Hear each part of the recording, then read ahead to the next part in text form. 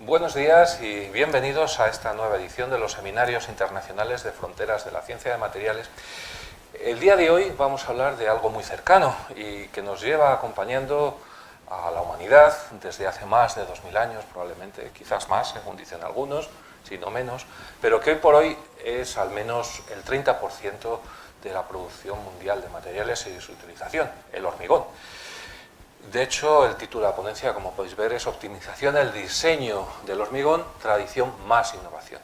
Para hablarnos de estos nuevos hormigones, a la vez que enlazamos con los tradicionales, tenemos a Antonia Pazos Álvarez, del Grupo de Proyecto y Calidad de la Escuela Técnica Superior de Ingenieros Industriales de la Universidad Politécnica de Madrid. Antonia empezó su investigación o su carrera investigadora allá por el año 91, entre el 91 y el 93, que estuvo como asistente de investigación en el Centro de Cementos, el Centro de Materiales Cementicios Avanzados de la Universidad de Northwestern en Chicago, Illinois, en Estados Unidos. Posteriormente continuó su doctorado hasta conseguirlo en el año 94 en la Escuela de Arquitectura de la Universidad Politécnica de Madrid. Aquí, aunque aquí no aparezca, hay que decir que ya es arquitecto, aunque se ha dedicado, o arquitecta, mejor dicho, al mundo de la construcción. Y posteriormente pues, estuvo como investigadora contratada en el Instituto Eduardo Torroja de Ciencias de la Construcción, del CSIC, y un poco después, en el año 99, se incorporó ya como profesora a esta universidad, como profesora titular, y desde entonces lleva ejerciendo tanto su magisterio como su investigación con nosotros.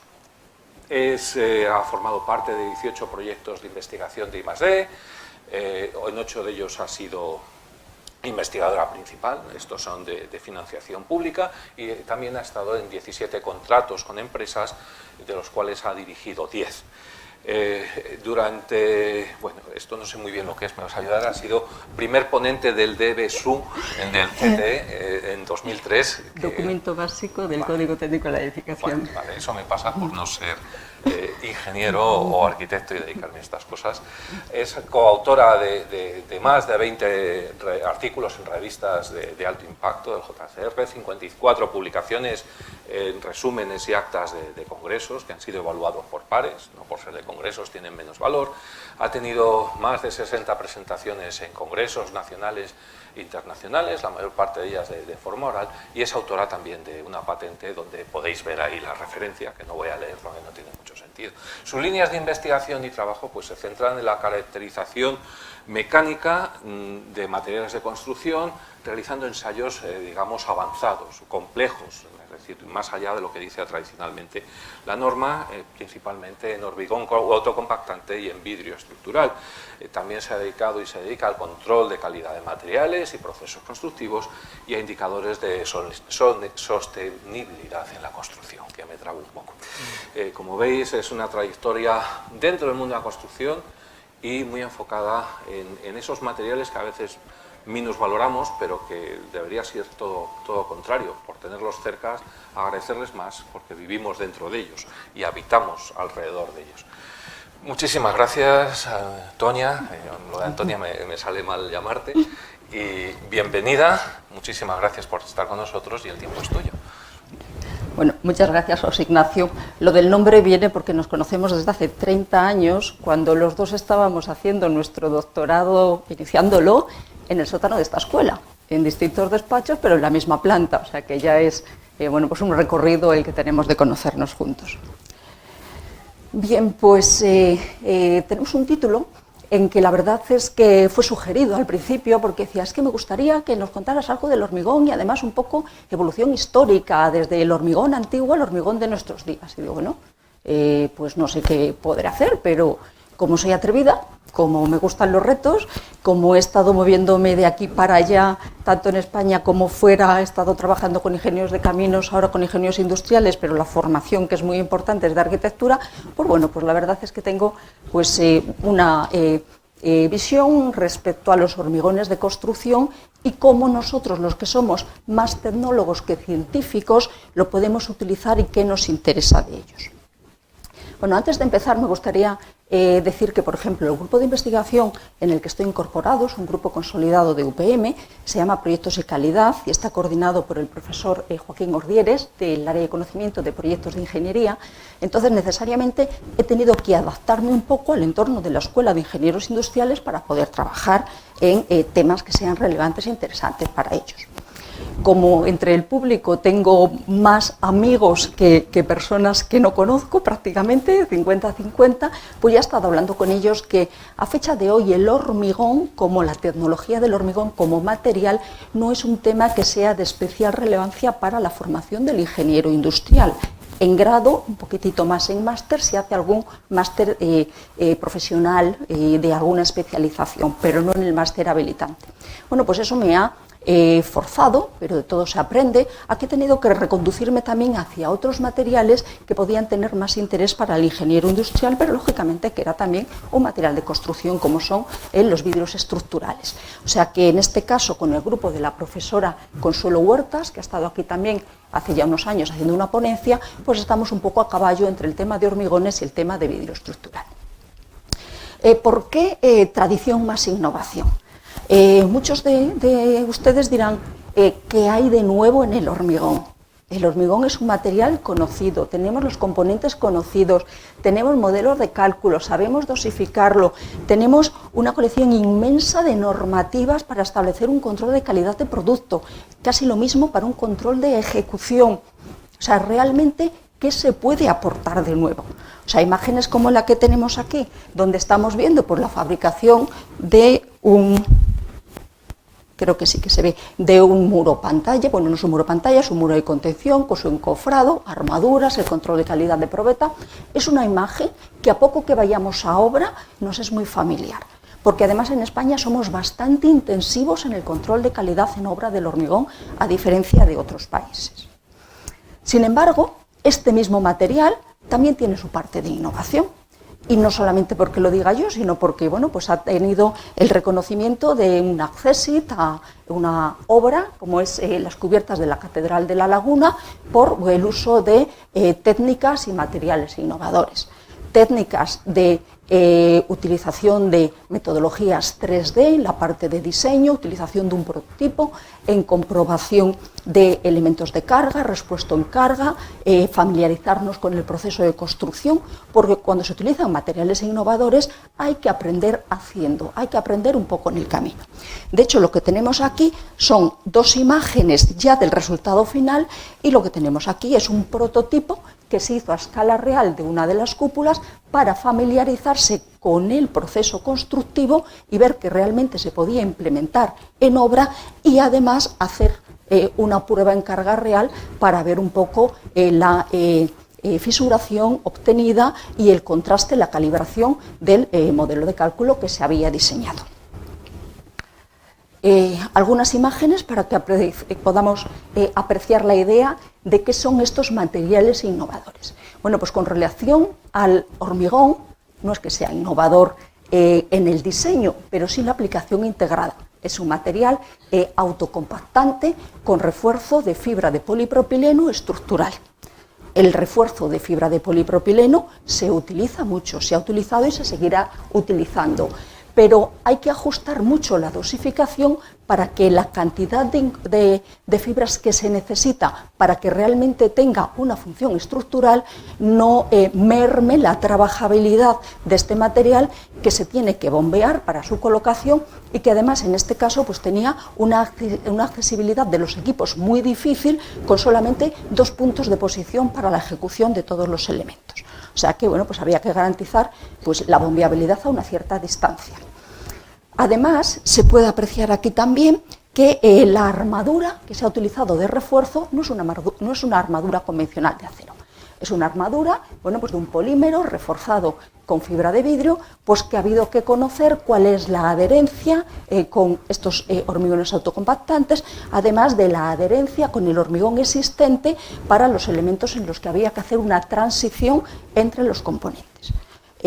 Además, no sé si se aprecia en la fotografía, creo que sí, bueno, pues no podemos utilizar las técnicas de doblado de armadura que estamos acostumbrados, pues o una de dos, o se adquiere, se pide al suministrador que nos lo dé con las curvaturas y doblados que se necesitan, lo que es costosísimo, lo que es muy caro, o hay que diseñar esa armadura muy en detalle, sobre todo si va variando a lo largo de la altura de uno de los pilares de arranque de la cúpula, para que realmente sea trabajable. Concretamente en el prototipo, claro, los elementos de arranque son un cuarto del elemento real, porque solamente estamos haciendo una cúpula, que en la realidad tendría en su entorno otras que le rodean, lo que hace todavía más difícil la colocación del hormigón en el interior de este pilar. Pero bueno, son retos que se fueron superando y que se aprendió un poco de ellos. Algunos detalles de pues, el diámetro de la armadura, las curvaturas, y bueno, pues las ventanas de hormigonado que se hicieron en el encofrado para garantizar que había pues, un mínimo de calidad en el proceso.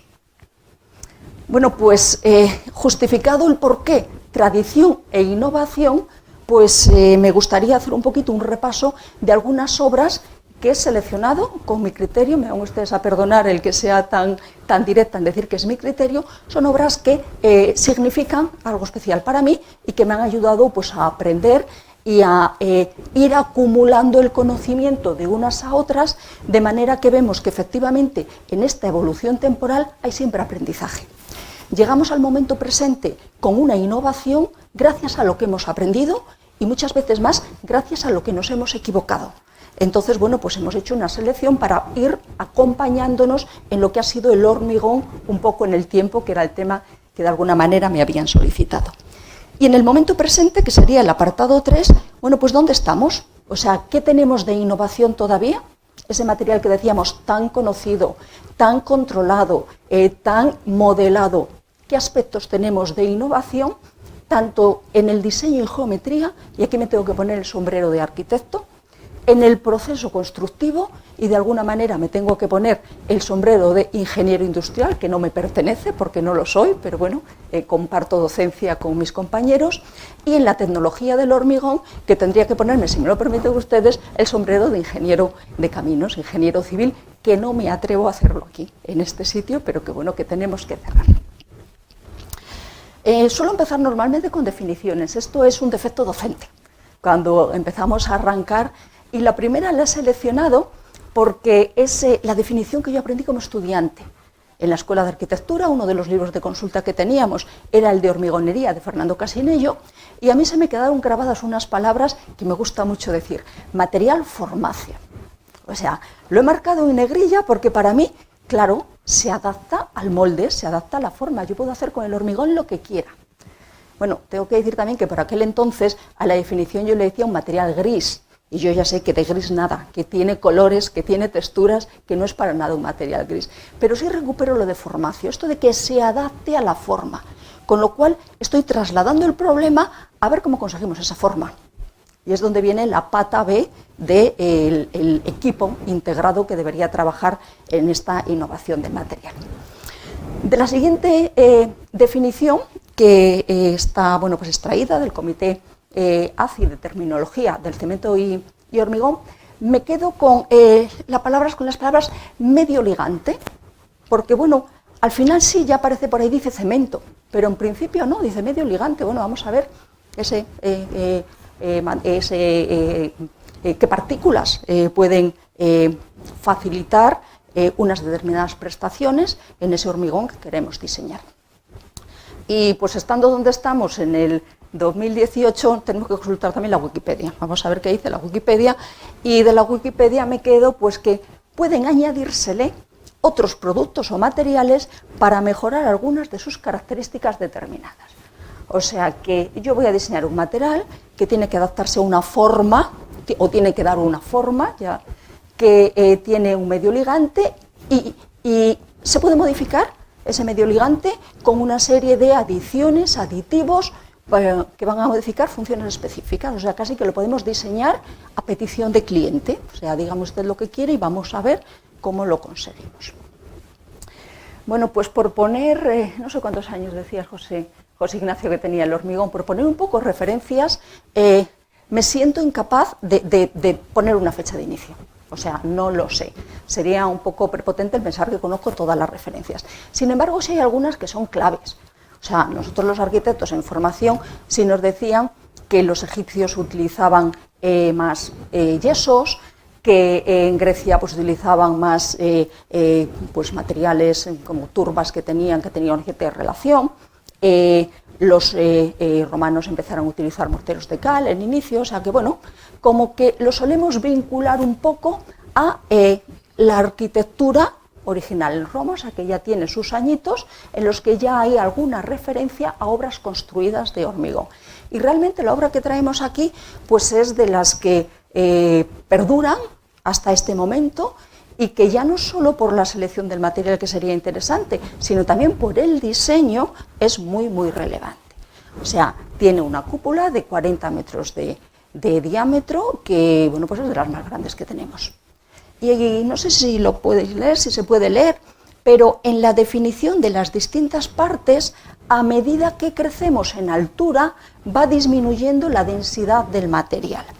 Si tenemos en cuenta que el espesor de estos elementos de apoyo son del orden de 6 metros, está claro que interesa mucho controlar cuál es el peso del material. Bueno, pues solemos utilizar el Panteón de Agripa en Roma como una primera referencia del uso del hormigón ligero, porque aligeraban pues con materiales de bueno, pues turba, algún árido volcánico que fuera poroso para reducir ese peso propio e incluso con zonas de vaciado en lo que es la sección y el diseño.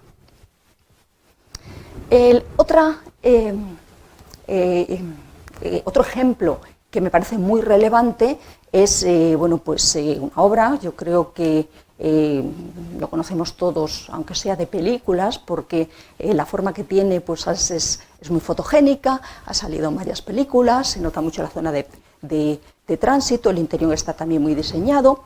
Es una obra del ingeniero finlandés Eero Saarinen de los años 60, y que bueno, pues el diseño estructural es interesante porque realmente es una cáscara de hormigón armado y la geometría, la forma es pues casi reproduce lo que hoy consideraríamos formas libres o arquitectura 3D.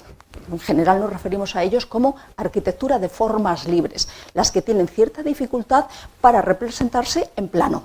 Y es lo que nos obliga a que tengamos que utilizar sistemas de trabajo que sean 3D realmente. Esta referencia la conocemos también todos porque la tenemos muy próxima. Estamos en Valencia, es el oceanográfico, la imagen se oculta la fecha y bueno, pues tenemos un hormigón con fibras. Realmente es una lámina de unos 6 centímetros de espesor en las zonas más reducidas y si queremos que esta obra sea construible, el término constructability en inglés, normalmente yo lo traduzco más como facilidad de construcción que como constructibilidad, que me cuesta un poco más decirlo, pues tenemos que optimizar ese proceso de construcción. Ya solo vemos aquí el tipo de encofrado que necesita. O sea, tenemos un encofrado de madera apoyado en unas cimbras, además es de doble piel, o sea, nos damos cuenta de que es intensivo mano de obra. Si le tenemos que poner una armadura tradicional, y por armadura tradicional me refiero a algún mallado en 2 direcciones más los refuerzos de nervios que necesite, estamos metiendo otra actividad en el trabajo que sigue siendo todavía más intensivo de mano de obra. Bueno, pues el poder sustituir esa armadura por la fibra del refuerzo, pues realmente está haciendo que el elemento sea más fácilmente construible. O sea que estamos adaptando un material a unas necesidades que a veces nos vienen un poco pues, por la forma de la geometría del proyecto, de la obra y por el conocimiento que tenemos del proceso constructivo en ese momento. De hecho, estos hormigones con fibras normalmente se colocan como hormigones proyectados. En Ingeniera, aquí en esta escuela, los hormigones gunitados, o sea, la incorporación de fibras, pero proyectados sobre una malla de refuerzo, en refuerzo de túneles, por ejemplo, pues se utilizan continuamente. Si le incorporamos fibra en edificación, más en construcción de elementos prefabricados que construcción in situ, se ha utilizado mucho el refuerzo de fibra de vidrio que se incorpora, pues hay distintos procedimientos. O en la boquilla, alimentándolo de una bobina, de manera que se va cortando al tiempo que se proyecta, o trabajando por capas, alternando la capa de mortero con la capa de fibra, con la capa de mortero, pero que requiere también una mano de obra mayor. O sea que quiero que nos quedemos con este proceso porque esta proyección a través de una boquilla se puede parecer bastante a algunas de las tecnologías que veremos al final, solo que evidentemente no tienen esta presión, no tienen este rebote, pero bueno, tienen parte en común de la tecnología. La arquitecta Zaha Hadid ha fallecido recientemente y además ha sido un premio de arquitectura. Y bueno, pues es un ejemplo de lo que es la arquitectura de formas libres. Y además no tiene límite en los materiales. Si trabaja con vidrio, va a hacer una geometría de formas libres. Si trabaja con hormigón, también. Esta referencia fue de las primeras que empezamos a utilizar del uso del hormigón autocompactante. Y además lo decíamos precisamente porque se adapta muy bien a este tipo de geometría. Si además le ponemos que este hormigón es un hormigón visto, tiene como una doble dificultad. Y es que tiene que rellenar muy bien ese molde, pero luego tiene que tener una calidad que lo haga pues, libre de defectos o por lo menos con unos defectos minimizados. Bueno, pues la selección ha sido por esa primera referencia que todos empezamos a utilizar, luego ya vinieron otras, luego ya tenemos en España, pues en Canarias, tenemos en un palacio en Santa Cruz, el de confundo siempre Calavera, Calatrava, el de Calatrava, que bueno, pues tenemos otros ejemplos, pero este fue de los primeros.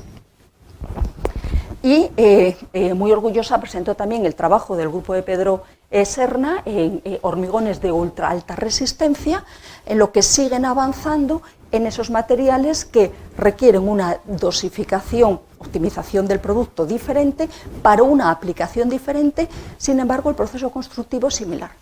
Seguimos necesitando un molde que tenemos que rellenar, tiene que ser un material fluido, tenemos que tener un control de junta fría muy importante para que no haya unas interfaces no controladas. Bueno, pues este producto pues, también recibió su premio de innovación en H, no estoy muy segura del año, si fue el 2014, lo que sí sé es que se celebró en esta escuela y que fue en el salón de actos donde se le entregó. Estamos hablando de materiales que bueno, pues superan los 100 newtons milímetros cuadrados de resistencia, pero claro, estamos hablando de materiales que ya se parece muy poco a la primera transferencia que puse. O sea, estamos hablando de 1000 kilos de cemento por metro cúbico frente a 300 kilos de cemento por metro cúbico. ¿Es el mismo material? Sí. ¿Se parecen? No, en nada. Le seguimos llamando hormigón de ultra alta, pero realmente el tamaño máximo de partícula del árido, en este caso concreto, es 2 milímetros. En muchos otros ejemplos ni siquiera llega al milímetro, estamos hablando del orden del milímetro. O sea que más que hormigón, estamos hablando de unos morteros con un tamaño de arena, un diámetro de árido muy reducida. Pero como comparte la tecnología de preparación, pues asocia la denominación del material. Y ya estamos terminando un poco con los ejemplos, vemos soluciones de hormigón visto. Quiero traer la referencia del Final Science Center en Wolfsburg, de Zaha Hadid, pero en este caso con paneles prefabricados. Y lo que vemos aquí es que lógicamente permite formas mucho más interesantes, pero o hacemos molde por panel, lo que resulta carísimo, o tiene que ser un producto muy repetitivo. Porque al final hacemos unos moldes, pero lógicamente para aprovecharlos y tener un rendimiento en obra, los repetimos, o sea que es una textura bastante repetida. O sea, estamos ante unos acabados que los queremos obtener, pero nos gustaría que realmente fuera libre en el diseño, que todavía no está libre, está ligeramente condicionado. Bueno, pues estas son un poco las referencias con las que he trabajado. Y con estas referencias que las he seleccionado en esta evolución temporal, ¿en qué momento nos encontramos? Pues nos encontramos en que como arquitecto se lleva mucho el diseño de formas libres, probablemente también viene asociado a que hemos tenido un momento de crisis muy fuerte y la arquitectura singular, las construcciones singulares, se suelen librar de la crisis, porque tienen un mercado muy específico y entonces, pues bueno, no es esa construcción base que está más sometida a las fluctuaciones económicas. Con relación al proceso, necesitamos poder trabajar con economía, siempre buscamos si es menos intensiva de mano de obra, muchísimo mejor. Si consume menos materiales, especialmente materia prima, o se puede reutilizar al máximo o no genera residuos, muchísimo mejor.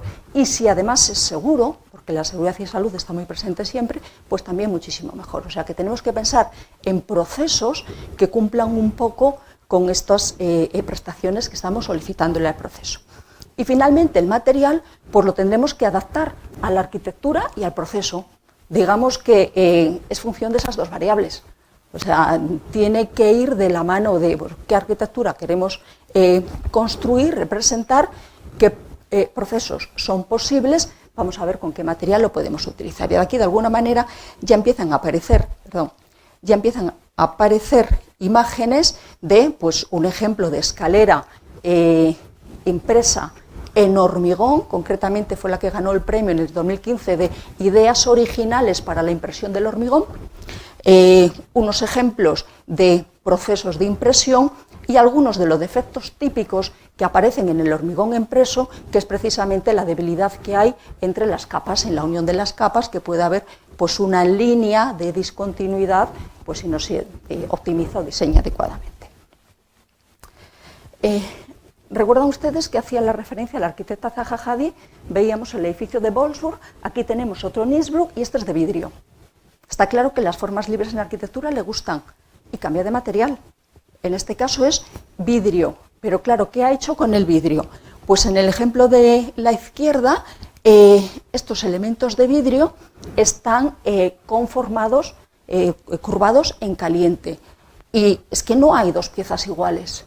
Hay que hacer un molde para cada placa de vidrio para darle el curvado en horno. Esto es costosísimo. Entonces, otra posibilidad de hacer una arquitectura con vidrio que tenga pues, estas formas es el hacer un conformado en frío. Si tenemos una lámina grande de vidrio, realmente tiene una cierta flexibilidad. Podemos aplicar una tensión en una de las esquinas y llegar a dar una doble curvatura, limitada por el espesor y por las acciones externas, pero se puede hacer una doble curvatura y en este caso la estación de tren de Estrasburgo no es de la misma arquitecta y es uno de los ejemplos de construcción en vidrio conformado en frío. Bueno, pues ¿cómo podemos hacer esto con hormigón? Sin tener que ir a pues unos encofrados muy costosos o soluciones que nos obliguen a ir a este material, al vidrio, por ejemplo, porque no sepamos resolverlo en hormigón. ¿Qué ocurre con el proceso constructivo? Todas estas formas singulares requieren encofrados singulares, encofrados costosísimos y, como decíamos ya, intensivos en mano de obra, para la colocación del encofrado, para la colocación de la armadura. Entonces, hay que cuidar mucho el detalle.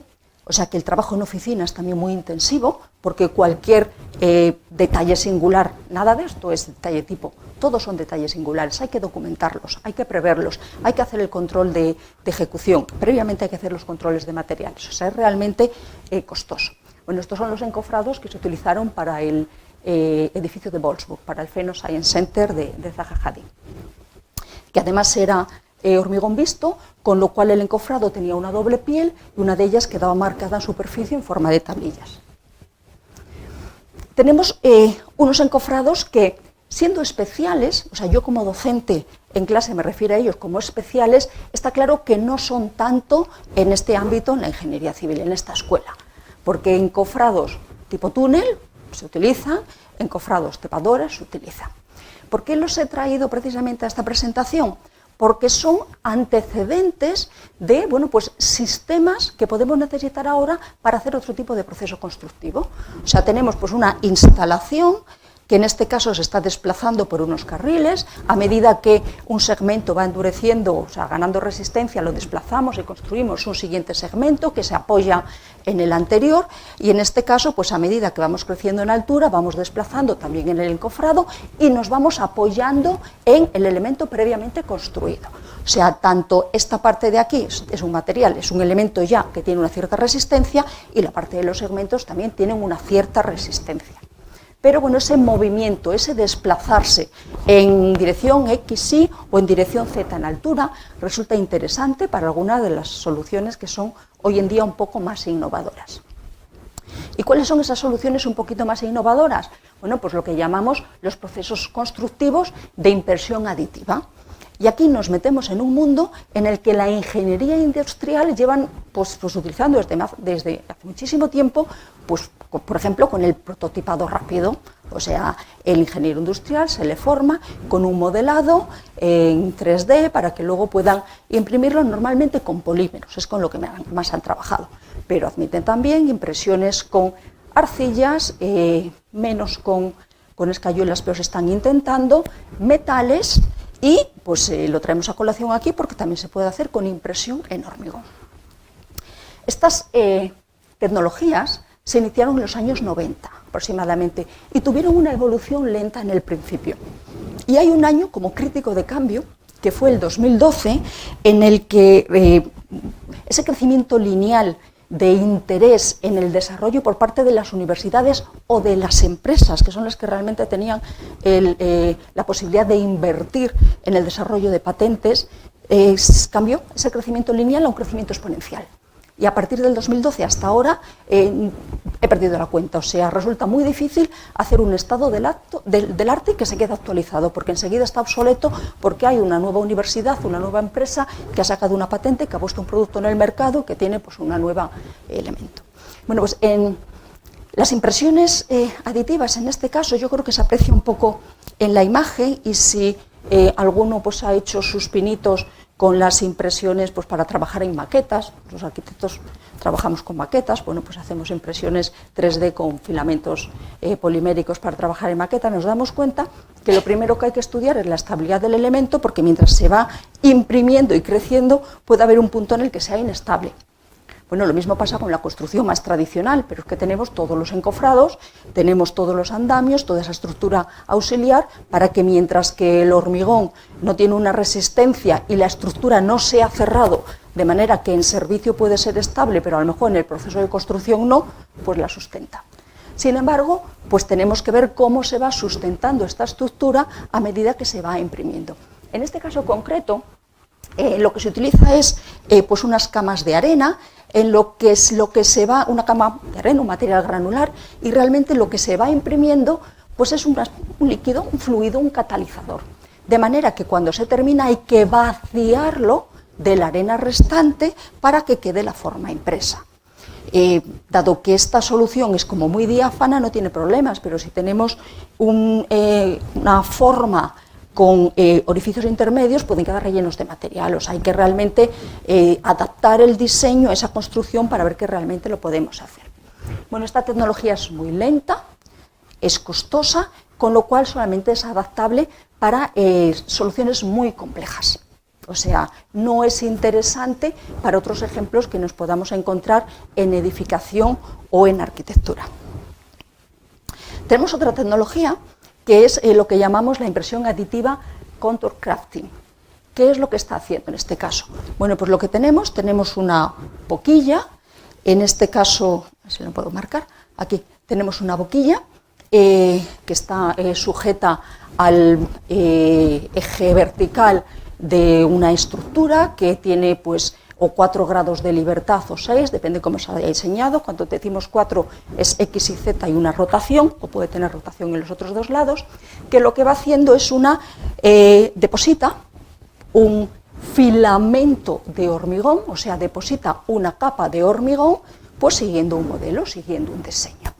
Concretamente, a esta boquilla le han incorporado en las paredes una llana, una paleta, para que alise la superficie exterior y pueda quedar un acabado pues medianamente útil sin tener que hacer un nuevo tajo, una nueva actividad de fratasar y rematar el acabado, porque se note, como podemos ver aquí en el interior, la deposición de capa sobre capa de este filamento de hormigón, o sea, de esta capa de hormigón. O sea que son de las más baratas que hay, o sea, se adapta bastante bien a una construcción seriada, o sea, se podría utilizar en sustitución de los prefabricados para una construcción seriada, porque es bastante pues barata, no tiene una alta resolución, o sea, no tiene mucho detalle, y lo que hay que ajustar pues son los parámetros típicos, o sea, la velocidad con la altura de la capa y con la longitud del elemento, ¿no? Con el recorrido, con la traza que va a tener que seguir. A la boquilla llega un material que se bombea y que puede ser necesario que se le incorpore próximo a la boquilla algún tipo de aditivo para que facilite los dos puntos críticos en la puesta que tiene, que es una fluidez para que pueda depositarse en el recorrido trazado, pero al mismo tiempo una rigidez y estabilidad, que este hormigón en estado fresco no solo tenga la capacidad de soportarse a sí mismo sin molde, sino que soporte el peso de las capas que se van a depositar a continuación. Entonces tenemos que balancear dos términos que pueden parecer opuestos. Tiene que fluir, pero tiene que resistir. Tiene que fluir, pero tiene que tener consistencia. Entonces, bueno, pues de alguna manera ahí está el juego de los materiales que se tiene que hacer. Los ejemplos de algunos materiales nos vamos a referir a esta técnica porque es la más utilizada por ser la más barata, por ser la más fácil de implementar también. Y finalmente tenemos lo que son las impresoras 3D de hormigón. O sea, son similar al procedimiento anterior, solo que eliminamos esas paletas laterales, solamente tenemos la boquilla y lo que jugamos es con la sección de la boquilla, puede ser circular, puede ser rectangular. Si es rectangular, se ha determinado una cierta relación entre el ancho de la boquilla y el alto de la capa para que esté libre de defectos, o sea, la velocidad hay que ajustarla para que no sea tan rápida y que queden vacíos, además vacíos que no se pueden rellenar, porque no estamos hablando de materiales autocompactantes, sino no tendrían la rigidez necesaria, pero sin embargo suficientemente fluidos para que haya una adhesión de capa contra capa, o sea, para que realmente haya un enlace entre las dos capas. Han ido apareciendo ejemplos de empresas o universidades que son las más conocidas en el desarrollo de estas tecnologías y, bueno, pues por ejemplo, este método lo ha adoptado la Armada Americana para lo que son viviendas de emergencia o viviendas de rápida ocupación, para barracones o intervenciones en áreas de desastres, ¿no? Es cierto que el diseño que han utilizado para hacer estos barracones no son nada, desde el punto de vista arquitectónico, interesante, pero desde el punto de vista constructivo sí que lo son. ¿Qué pasa con esta solución de la impresión aditiva? Si nos centramos aquí, tanto en la primera que decíamos, el contour crafting, como en este caso, podremos imaginar, llevarlo un poco al extremo, y si en una impresora láser que utilizamos todos los días, de color, tenemos N cartuchos no, están contados los cartuchos que son los colores básicos y el negro. Para imprimir en color podríamos tener un número finito de boquillas que alimenten distinto material, de manera que el elemento prefabricado sea un elemento multifuncional. Podemos tener, por un lado, lo que son las paredes exterior e interior, con refuerzo. En este caso también lo han hecho de hormigón con fibras, que en este caso con fibras de celulosa, pero podía ser incluso con otro material si se quisiera colocar entre capa y capa, con relleno de aislante si es necesario, o con la incorporación de todos los servicios, de las instalaciones de suministro de agua, instalaciones eléctricas, etc. De manera que los elementos que se fabriquen, en este caso en nave, sean elementos multifuncionales, que no solamente sea un elemento de hormigón que pueda tener una determinada función estructural. Y seguimos con otra nueva tecnología, que es la de moldeado conformable o moldes flexibles, slip foam. Hacía yo una referencia cuando decíamos el encofrado trepador. Decíamos, bueno, pues aquí lo tenemos, solo que con unos matices muy importantes. Este hormigón no es para nada un hormigón endurecido y nos vamos apoyando en él a medida que crecemos y estamos desplazando el encofrado, sino que tiene la consistencia adecuada y hemos seleccionado la velocidad de elevación y cambio para que se autosoporte, para que sea pues autoportante. Y luego ya cuando endurezca, pues de alguna manera ya tendrá la capacidad de acarrear otro tipo de cargas. Bueno, pues es un encofrado relativamente pequeño. Aquí vemos la parte del encofrado para los elementos que se pueden fabricar. O sea que toda esa utilización de materia prima que veíamos en el oceanográfico, el consumo de mano de obra tan intensivo para hacer ese encofrado, realmente aquí ha desaparecido. Lógicamente tenemos que encontrar las formas arquitectónicas que se adaptan a esta tecnología, pero tenemos una innovación en los procesos que han dado respuesta a una innovación en las formas arquitectónicas y a las que les tenemos que corresponder con una innovación en los materiales. O sea, el material se tiene que adaptar a esto que acabamos de presentar. Bueno, pues, ¿cuáles son las lagunas que tenemos que resolver del material? O sea, no vamos a dar ninguna solución concreta, sino las necesidades que tiene que tener este material para poder utilizarse en estas tecnologías de impresión aditiva. Tenemos que equilibrar, como decíamos, la bombeabilidad, o sea, una cierta fluidez para que se pueda colocar, o sea, una alta fluidez sin segregación, con facilidad de construcción. O sea, tiene que tener también una cierta rigidez y resistencia en estado fresco.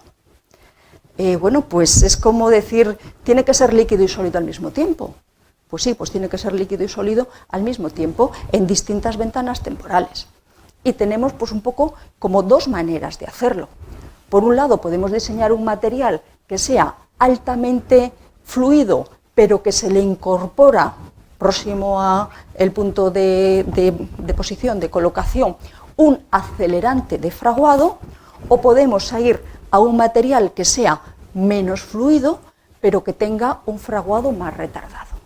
Porque lógicamente lo tenemos que colocar y tenemos que tener pues, una ventana temporal de por lo menos 10 minutos mientras vamos rellenando pues, unos depósitos que hasta fecha de hoy no son de alimentación continua, sino que son de alimentación discontinua del material. O sea que tenemos que jugar un poco con esto. Si seguimos un poco lo que ha sido la historia de los autocompactantes, recuerdo que empezamos diseñando hormigones autocompactantes con un alto contenido de finos para que precisamente tuvieran esa característica de la autocompactabilidad y terminamos diseñando hormigones autocompactantes con un bajo contenido de finos, pero con la incorporación de unos aditivos especiales viscosantes que ayudaban con esa propiedad. Bueno, pues esa dicotomía que aprendimos a hacerlo, porque en el principio no sabíamos hacer hormigones autocompactantes sin finos, pues es un poco lo que estamos pidiendo aquí. Tenemos que decantarnos por una aproximación al problema o la otra, pero tener que dar respuesta un poco a lo que nos piden. Bueno, pues estas son dos características que tenemos que responder con nuestro material. Hay un punto muy crítico en este tipo de productos, que es la adherencia entre las interfaces en las capas, o sea que sí, y que bueno, pues puede, si no es adecuada, pues que la estructura termine pues, no siendo estable. Puede tener franjas, fisuras de falta de conexión y puede no ser durable, y luego le otorga al material una cierta anisotropía, porque está claro que por ese proceso de fabricación, si ya en el diseño el hormigón no podríamos decir que es un material muy homogéneo, el proceso de fabricación acentúa el que lo sea todavía más heterogéneo. Entonces, pues hay que tenerlo en cuenta, pues por ejemplo, hasta en la caracterización del material. Estamos en un momento en que no tenemos una normativa, ni siquiera unos criterios consensuados de cómo medimos la resistencia a estos materiales, en dirección paralela a la fibra, en dirección perpendicular a la fibra. Bueno, esto me recuerda un poco a como lo hacemos con la madera, ¿no? También, que es un material claramente no isótropo. Pues bueno, pues tenemos que conocerlo. Por los componentes de estos hormigones, permítanme que sí que les llame hormigones para imprimir, pues tienen una retracción importante. Plástica, primero, endógena y de secado, por la cantidad de finos que tiene. O sea que hay también que controlarla. Normalmente, bueno, pues con aditivos y con la incorporación de fibras, que además por la función que tiene, pues también la incorporación de fibra le ayuda a que pueda ser ese material estructural. Y tendríamos que tener en cuenta en qué influye o cómo influye en todo esto la edad del hormigón. O sea, empezamos a colocar un material que a los 10 minutos ha cambiado porque tiene una velocidad de transformación rápida, que realimentamos el depósito con un nuevo material que vuelve a tener las características del inicial. O sea que ahí hay una discontinuidad en el suministro del material, en la evolución temporal, que es muy variable, que hay que controlarlo. Tiene un efecto de compactación debido a la presión en el bombeo, que le favorece. Entonces también es otro parámetro de control. Y bueno, pues además de la alimentación de la mezcla, el propio proceso de la impresión, donde termino en un punto y a lo mejor tengo que llevar el brazo con el bien sea robot o estructura a otro extremo para empezar a imprimir, pues esa discontinuidad también hay que poder solventarla. Todas estas mezclas que tienen contenidos de adiciones y de aditivos son muy sensibles a la temperatura.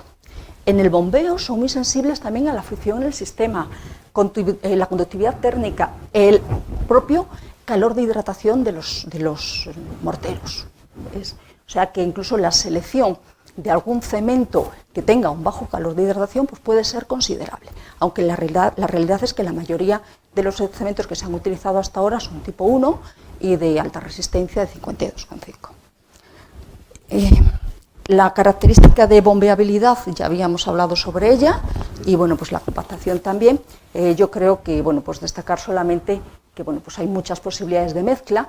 Si con los autocompactantes era muy importante el orden de incorporación de los materiales, el respeto de los tiempos de incorporación de los materiales, en estos morteros, yo ya me he pasado, ¿no?, de hormigones, ahora ya me siento más cómodo llamándoles morteros para imprimir, en estos materiales determinar cuál es el tiempo cero y que la medida de las propiedades sea comparable con el tiempo es muy, muy riguroso, porque tenemos ventanas temporales muy pequeñas, estamos hablando de ventanas temporales de a lo mejor 10 minutos máximo. Entonces la evolución a los 0 minutos, 3, 5, 7, 10 es muy, muy importante. Bueno, pues no son ejemplos de osificación, son conclusiones extraídas de algunas referencias que se han visto. Por ejemplo, para material que se utiliza en la tecnología de de contour crafting versus a la que se utiliza para la impresora 3D.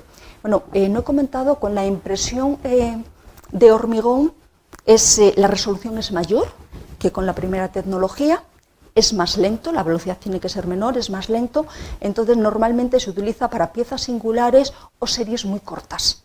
Sería costoso económicamente utilizarlo para unas series muy, muy grandes. O sea, ponemos el ejemplo, si yo tengo que imprimirme en mi casa 2 copias de un informe, me las imprimo yo. O sea, he dicho en mi casa, me lo imprimo yo.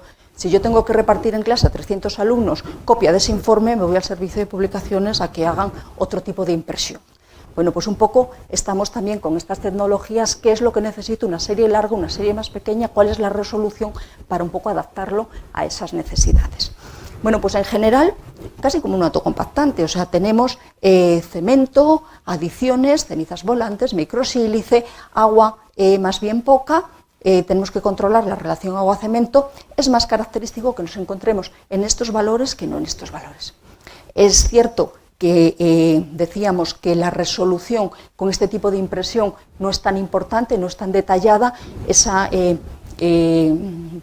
nos interesa una fluidez del material mayor para tener mayor velocidad, mientras que en este caso pues interesa una fluidez del material menor. Dado que tenemos una fluidez del material menor, conviene incorporar un retardo de fraguado, porque si no nos vamos a encontrar con que a los 3 minutos ya somos incapaces de imprimir. Esto nos ha pasado en muchas experiencias de hormigón autocompactante, que en las primeras veces que lo utilizábamos, bueno, primero nos cargábamos los encofrados, porque no teníamos en cuenta la presión que ejercía una mayor velocidad de colocación.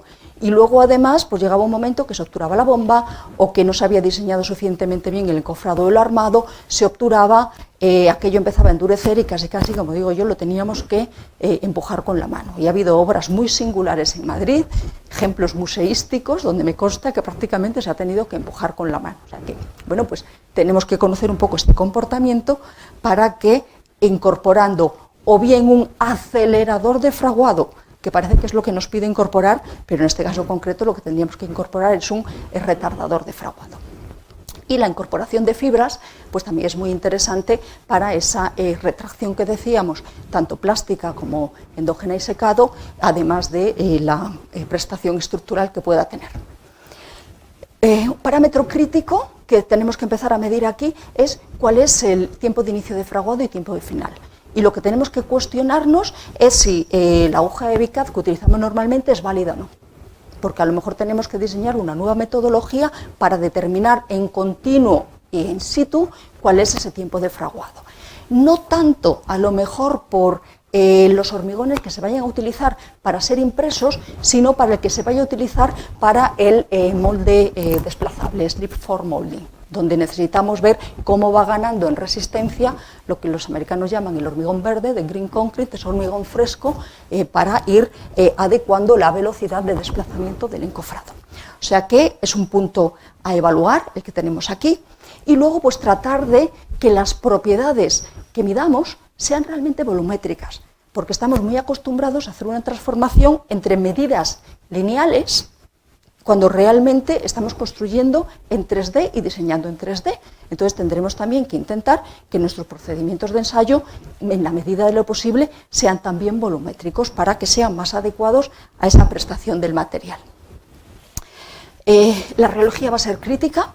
No encontré un ejemplo que pudiera poner más rápido en ese momento, con lo cual recurrí a unos ensayos que hicimos que no tienen nada que ver con estos materiales, pero que sí que lo que buscaban era ver la influencia de determinadas adiciones en morteros con distintas relaciones agua-cemento y distinta temperatura. O sea, lo importante aquí era la temperatura y ver cómo influenciaba esa temperatura en la estabilidad de la mezcla. Entonces, bueno, pues con una ventana de hasta 90 minutos se hacían ciclos en un reómetro para ver cómo iba cambiando pues, la viscosidad del material y la estabilidad mientras se mantenía el movimiento dinámico, especialmente con la temperatura. No sé si se puede ver, pero estamos en franjas de próximos a los 10 grados, 37, que está un poco en coordinación con lo que la EHE nos dice como un poco temperaturas, bueno, extremas, ¿no? Digamos. Otro aspecto que tendremos que resolver es precisamente esta anisotropía tan marcada del material. ¿Cómo lo ensayamos? Dirección paralela a la fibra, dirección perpendicular a la fibra y luego siempre con la referencia de lo que hubiera sido ese mismo material moldeado.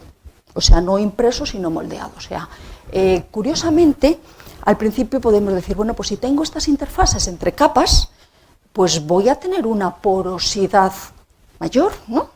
Cuando yo cojo un elemento corto, tallo una probeta haciendo que coincida con 2 o 3 líneas de junta, entiendo que tenemos que evitar que sean juntas frías, pero bueno, la junta existe, pues voy a tener una porosidad mayor.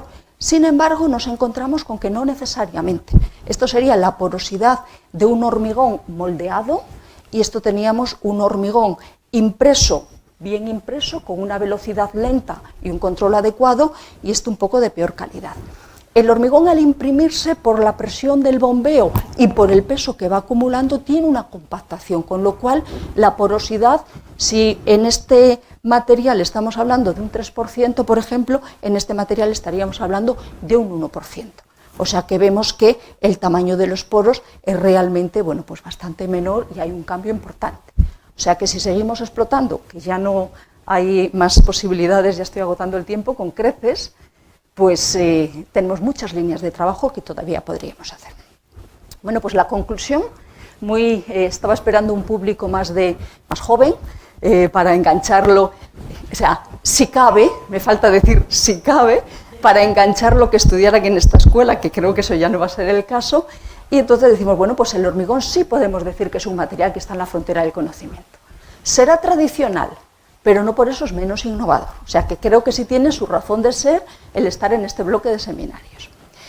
Lo siguiente que podemos decir es que si cada día aparece un nuevo procedimiento, que es cierto que cada vez son ya modificaciones de los anteriores, realmente si queremos trabajar con un sistema, yo aconsejo pedir a Patentes de España un informe tecnológico de cuál es el estado del conocimiento, porque se mueve mucho con patentes y lo que quiera que se nos vaya a ocurrir a nosotros ya se le ha ocurrido a otro, con lo cual vamos primero a estudiarnos bien lo que hay, porque las modificaciones que se van a hacer cada vez son más pequeñas. O sea que hay posibilidad de cambio y principalmente, además de lo que es la ingeniería industrial de los equipamientos está toda la parte de control, toda la parte de algoritmos para optimizar tanto el diseño como el control de esa ejecución.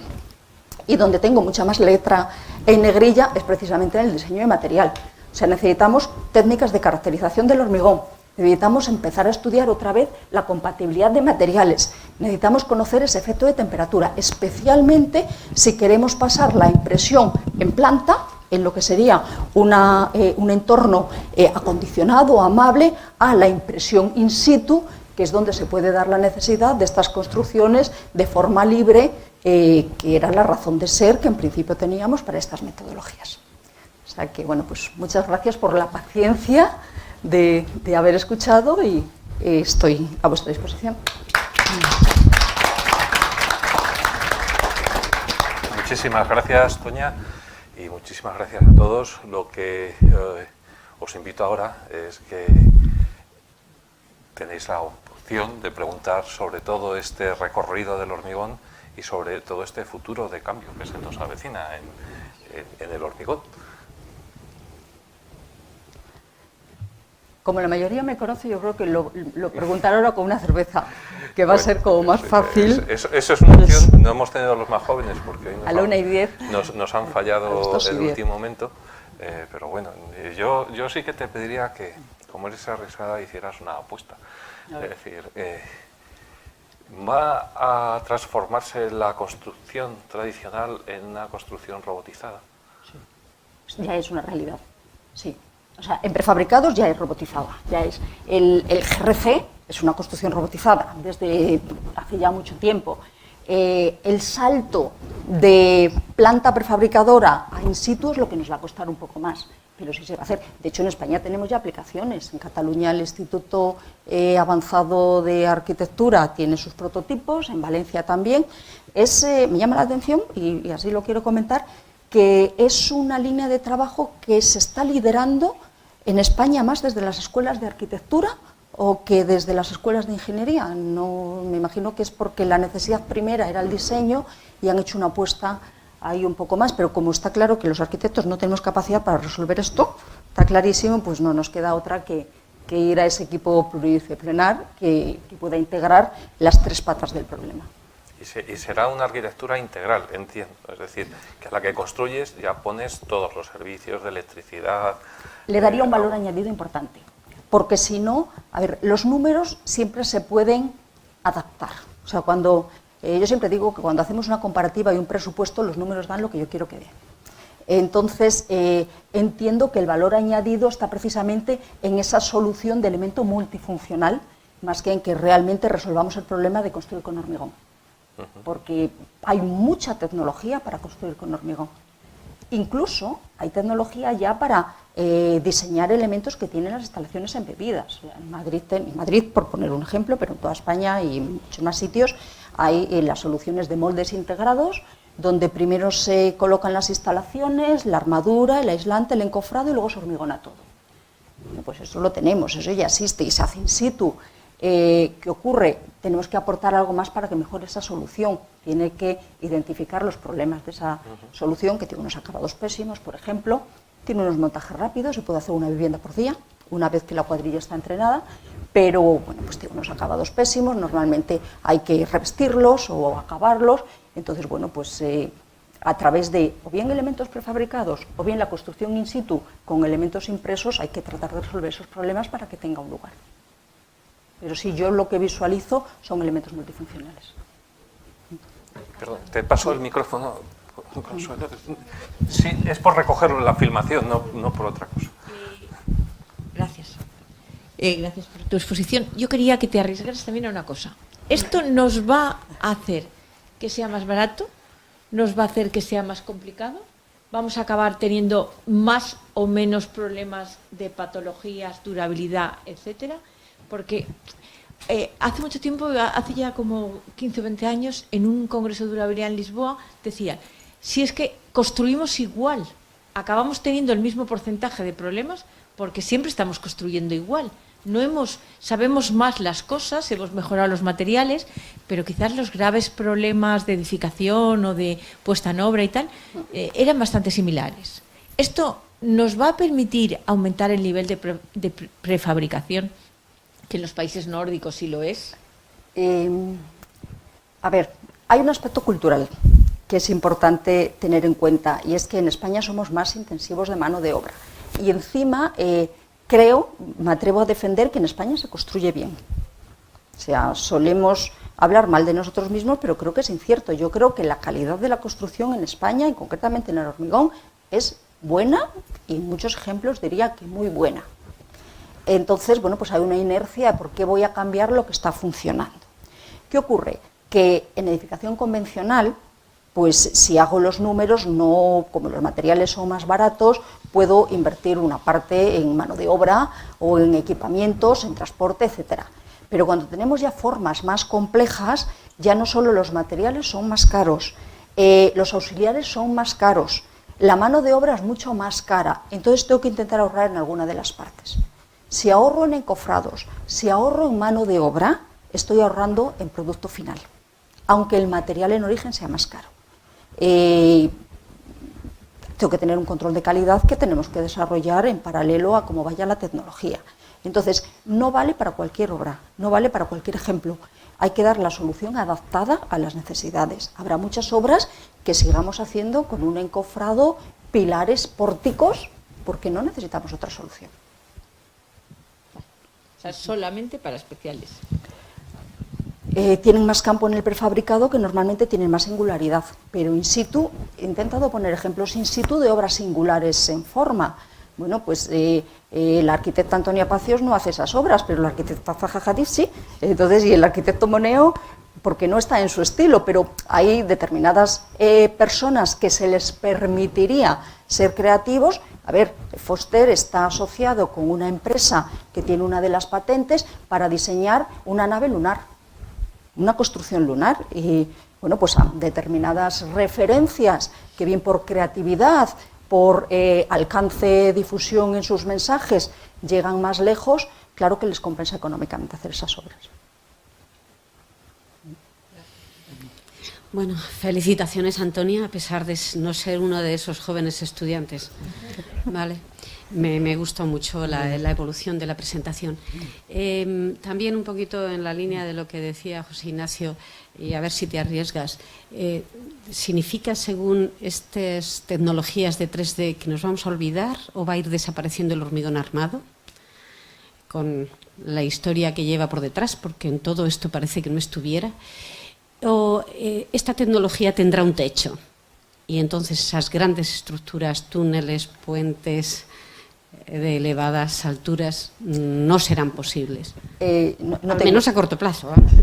No tengo una bolita de cristal, no la tengo, pero si me apoyo en lo aprendido, en el 2008 creíamos que hoy estaríamos construyendo todo con hormigón autocompactante. Lo dábamos casi por seguro. O sea, ya no solo en prefabricado, sino in situ. O sea, ¿cómo no? Con todas las ventajas que tiene. Y además las cifras de otros países realmente nos decían que teníamos que tener una evolución al crecimiento. Yo creo que ha alcanzado un techo en este momento. Probablemente ocurra lo mismo con esta tecnología. Lo que quiere decir que vendrá otra.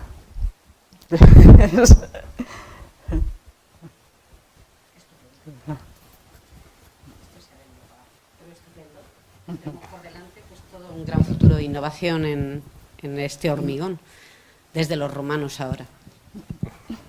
¿Alguna otra pregunta? Sí, Ángel. Gracias. Sí, prácticamente, bueno, mis felicitaciones también, me sumo a las felicitaciones de los compañeros, porque ha sido una charla realmente interesante. Una de las cosas que yo he observado, prácticamente todo lo que has mencionado das por supuesto. Cuando estamos hablando de hormigón, estamos hablando de hormigón de cemento Portland. No. Una de las fotografías que has puesto, concretamente en la impresora, sale una fotografía de Enrique Dini. Él no utiliza cemento Portland para hacer eso. No. Él utiliza un cemento Sorel, que es un cemento de magnesio. Él consigue hacer esas piezas que hace porque necesita unos cementos que fraguen muy rápido y que den una... Entonces, bueno, yo personalmente entiendo y considero que una de las cuestiones que tiene que resolverse mucho para que estas tecnologías avancen mucho más es la cuestión de los cementos en el hormigón. Es decir, no podemos pensar en seguir desarrollando cosas al margen de un componente tan importante del hormigón como es el cemento. No sé si tú estás de acuerdo. Sí, estoy totalmente de acuerdo. Yo no he avanzado en esa dirección, en esa línea, porque no es de mi campo de trabajo. O sea, yo trabajo con cementos Portland y adiciones, entonces la otra pues, no la trabajo. Entonces he iniciado de que hay una vía por ahí, hay una puerta por ahí que tiene sus propios problemas, pero bueno, que efectivamente se tienen que llevar en paralelo y que se llevan. Sí. Sí, pero ahora mismo las más complejas, de hecho, pues probablemente sean las que tengan una mejor posibilidad con este material. Sí, de hecho, aunque no has mencionado nada, bueno, hay un elemento que se ha convertido ya en un tanto simbólico, hecho con una impresora 3D, que lo hizo Acciona hace 2 años, y es un puente que está construido en un parque en Alcobendas, está en un parque público, cualquiera puede ir a verlo, y está hecho con una impresora 3D, es un puente que tiene una luz de 12 metros, no es ninguna tontería.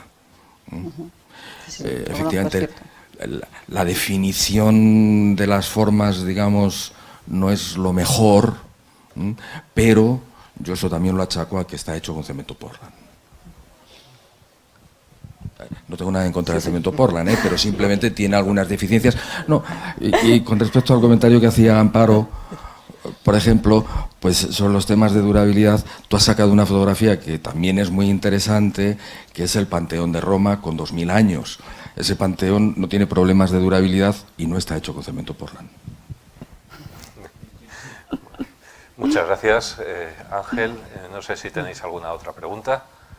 ¿No? Pues de nuevo felicitar a Antonia por la magnífica charla y por este viaje del tiempo, desde el pasado remoto hasta el futuro cercano, porque no tenemos bola de cristal, efectivamente.